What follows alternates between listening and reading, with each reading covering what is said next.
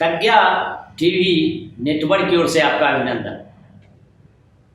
प्रज्ञा TV network पर आंचलिक कथाकार फणीश्वर नाथ रेणु के जन्म शताब्दी के अवसर पर कई कार्यक्रम आयोजित हैं और उसमें खास करके अभी जो पहला चल रहा है उनके कहानियों का पाठ, और मैं अनिल पतंग इस कहानियों का पाठ करने के लिए आपके समक्ष हाजिर हूँ। नमस्कार।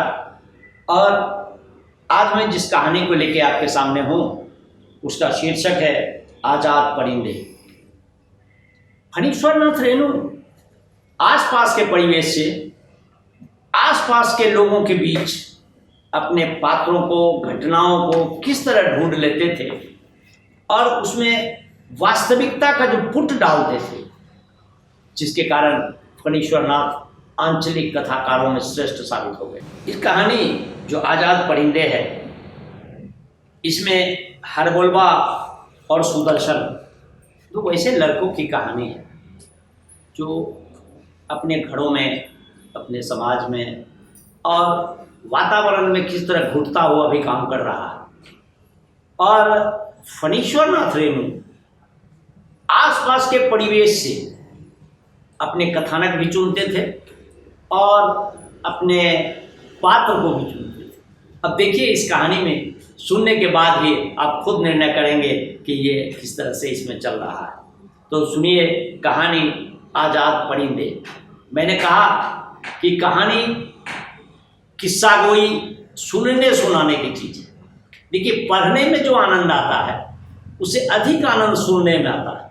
इसीलिए मैं आपको यह कहानी सुनाने के तत्पर हूँ। आजाद परिंदे।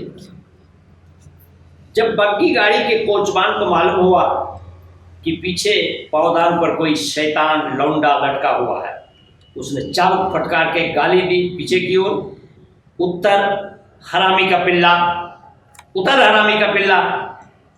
हरबोलवा हंसकर उतर गया और पास वाली गली में घुसने के पहले उसने एक हवाई गाली फेंकी, शाले खनगिन का खशम। हरबोलवा ने यह गाली 2 ही दिन पहले सीखी थी। ठेला वाले भुजंगी और भांजी वाले हलमान के ये कजिया शुरू हुआ। भुजंगी ने हलमान को बहन की गाली दी, हलमान उसकी छाती पर चढ़ बैठा, बोल साले खनगिन का खशम। इस गली में बहुत दिन के बाद आया है हरबोलवा। इस गली में एक स्कूल है, छोटी छोटी लड़कियां पढ़ती है। नहीं, स्कूल के चपरासी ने उसी दिन अच्छी तरह पहचान लिया था हरबोलवा को। साले तुमको पहचानते हैं, तू ही ना उस दिन मेरी बकरी को पकड़ कर दूह रहा था। सब्जी बाग की कसाई गली में रहता है ना साले, यहाँ क्या करने आया है? हरबोलवा हिम्मत बांध कर जवाब दिया, गाली काहे देते हैं? हम यहाँ गली में खड़े हैं, किसी का कुछ लेते हैं? साले मुंह लगता है, फिर नाक की हड्डी तोड़ दूंगा, मारे झापड़ की। साला यहाँ नाली में बेबी लोग 3 मिनट करती है, तू देखता है? बहुत साले। उस दिन हरबोलवा ने अपने यार फर्जन से कहा, 3 मिनट का माने जानता है फर्जन माँ? फर्जन के मामू ने उस दिन फर्जन को सजा दी थी। सुबह का नाश्ता बंद कर दिया था। हरबोलवा उसके लटके हुए मुंह को देखकर समझ गया। यार को दिलासा देने के लिए उसने कहा था, अरे तेरा एक ही दिन का नाश्ता बंद हुआ और इसी में तो हिम्मत हार गया। मेरा तो कभी कभी दिन भर का खाना गोल कर दिया जाता है, ऊपर से मार और गाली अलग। तो लो सुनो, मैं तुमको 3 मिनट का माने बतलाता हूँ।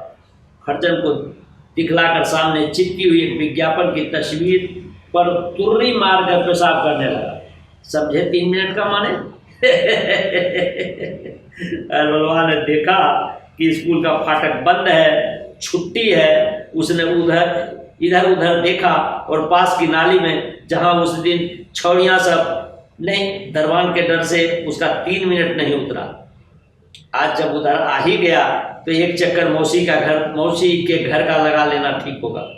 उसने धीरे धीरे अपनी नई गाली पर सुर चढ़ाया, एक फिल्मी धुन, खनगिन का कसम, खनगिन का कसम, खनगिन। गली से बाहर निकलकर उसने देखा उसकी उम्र के कुछ लड़के गधे की पूंछ में फूटा कनस्तर बांधने की कोशिश में लगे हुए हैं, मगर गधा है चालाक, पूंछ को इस तरह समेट लिया है कि हरबोलवा ने अपने पॉकेट को टटोलता हुआ देखा। हाँ, तार का हुक है। उसने बिन मांगे ही मदद की। अजी वैसे नहीं होगा, लो ये हुक, इसको रस्सी में बांध कर दुम में लपेट दो, फिर हुक खोस दो, और वही यही सुंदरम से उसकी दोस्ती, सुदर्शन से उसकी दोस्ती हो गई। गधे के पीछे तालियां बजा बजा कर कुछ दूर दौड़कर बहुत खुश हो गया हरबोलवा का मिजाज। गधा भागा जा रहा है और कनस्तर ढनढना रहा है। सुदर्शन ने कहा, एक मौके पर तुम आ गए वाला, कहाँ रहते हो? बाप क्या करता है? माँ है? भाई बहन? सुदर्शन ने बतलाया, उसकी सौतेली माँ है, लेकिन बहुत दुलार करती है, मगर बाप कसाई है। असल में उसका बाप ही है सौतेला। माने नहीं समझे? मेरा मतलब, बाप जब मर गया तो इस बाप ने मेरी माँ को फुसलाकर एक दिन अपने घर में बुलाया और दरवाजा बंद करके सिंदूर दे दिया माँ, जबरदस्ती। माँ रोने लगी, मगर रोने से क्या, सिंदूर दे दिया एक बार तो। आखिर मेरी माँ इसी शर्त पर राजी हुई कि सुदर्शन को अपने बेटे की तरह रखोगे तो मैं तेरी बीवी, नहीं तो ए सुदर्शन माँ, तेरा बाप जा रहा है इधर ही, इधर आ रहा है, इधर ही आने दो। हरबोलवा बोला, मैं जाता हूँ, मुझे मौसी के घर जाना है। सुदर्शन ने कहा, ठहरो यार। अरे क्यों ईश्वर, 12 बज गए और तू सड़क पर खचरे करता? सुदर्शन ने कहा, आज छुट्टी है दुकान में।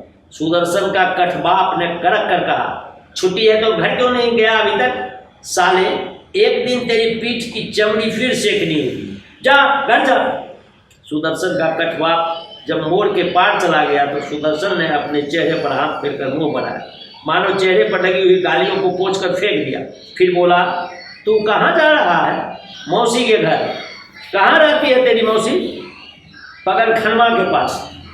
हरबोलवा ने पूछा, और तुम्हारा घर किधर है? किस दुकान के पास रहते हो? किस दुकान में काम करते हो? सुदर्शन ने हाथ से एक और दिखाते हुए कहा, यहीं गली में, पीर साहब का मजार देखा है, उसी के पास।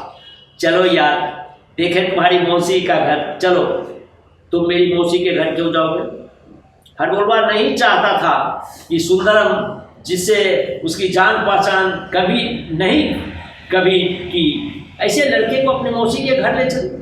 मगर सुदर्शन ने तो जोक की तरह चिपक गया।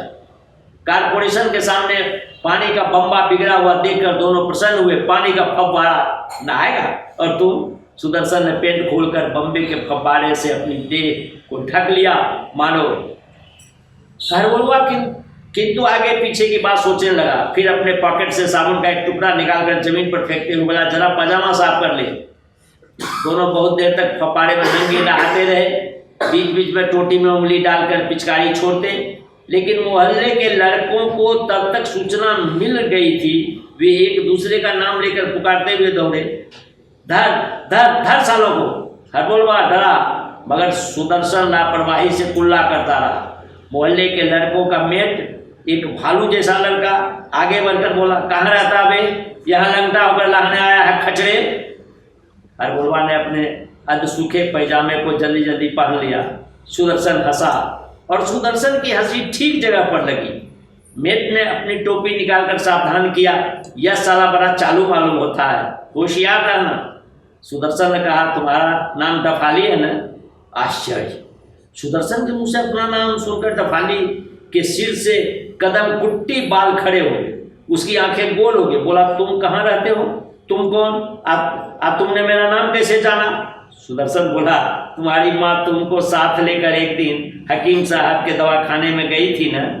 डफाली का मुंह खुल गया। वो बोला, हाँ। सुदर्शन हंसता हुआ पूर्ववत डफाली ने अपनी टोली के सदस्यों से कहा, अरे यह जान पहचान का है रे। डफाली अपनी टोली के साथ गली में गायब हो गया। जब सुदर्शन बोला, जानते हो इतना बड़ा हो गया है और बिछावन में पेशाब करता।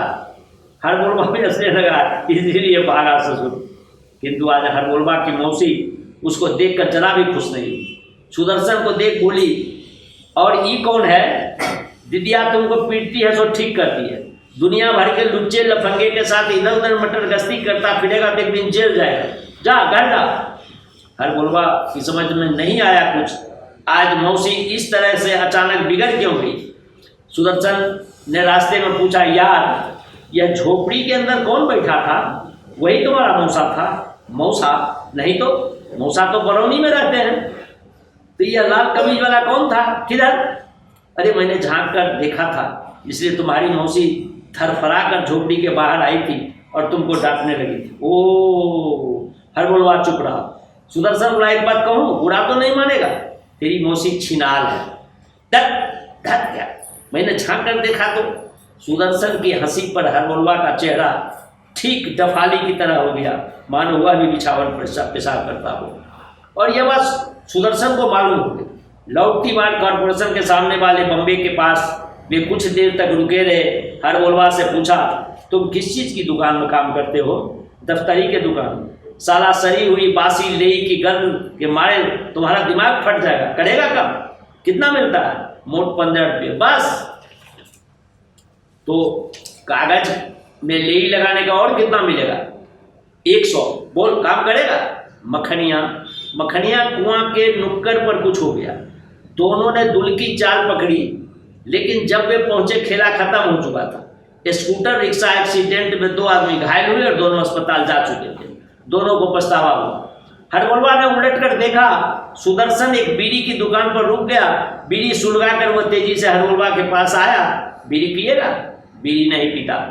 हरबोलवा जब अपने मोहल्ले की ओर जाने लगा तो सुदर्शन का दिल अचानक बुझ गया। उसने हरबोलवा को पुकारा, ए सुनो। हरबोलवा रुका। क्या है? तुम्हारे घर चलूं तुम्हारे साथ? नहीं, बेकार, मेरी माँ तुमको भी गाली देगी। तू काम करेगा? बाबू से पूछूंगा, मुझे देर हो रही है, चलता हूँ। ठहरो जरा यार, सच लगता है बहुत दिनों की जान पहचान। हरबोलवा हंसा। शायद उसकी हंसी ने सुदर्शन को मोह लिया। उसने पूछा, तुम लकड़ी के कोयले से मंजन करते हो? हाँ, मैं भी करूँगा। हरबोलवा चलने लगा तो सुदर्शन उसके दोनों हाथों को पकड़कर हंसते हुए कहा, सुना, माफ करना भाई। सुदर्शन की आंखों में न जाने क्या दिखा कि हठात हरबोलवा का दिल उमड़ है। वह रुक गया। उसने उदास सुदर्शन से पूछा, क्या हुआ? साला आज बहुत मार पड़ेगी तुझे। साला जब तक मूछ नहीं जमेगी, जब तक बालिग नहीं हो सकते और जब तक नाबालिग रहोगे इसी तरह रोज लत्तम जुत्तम। साला घर जाने का जी नहीं करता, कहीं भाग चलने का मन करता। बाकरगंज मस्जिद के पास दोनों बहुत देर तक उदास खड़े रहे, नीम की छाया में। तब तक बालिग नहीं हो जाते, रोज लत्तम जुत्तम सहना होगा। साला सुनो, एक काम करेगा? सलीमा में टनाटन भाजा बेचेगा? सलीमा में टनाटन भाजा? सुदर्शन ने बतलाया, लॉन सलीमा के पास एक टन भाजा कंपनी है और उसमें कई दोस्त काम करते हैं, खूब मौज का काम करते हैं यार, मगर जमानतदार ही नहीं मिलता कोई। और बाप सारा काहे चाहेगा कि उसका बेटा टन भाजा बेचकर पैसा जमा करे।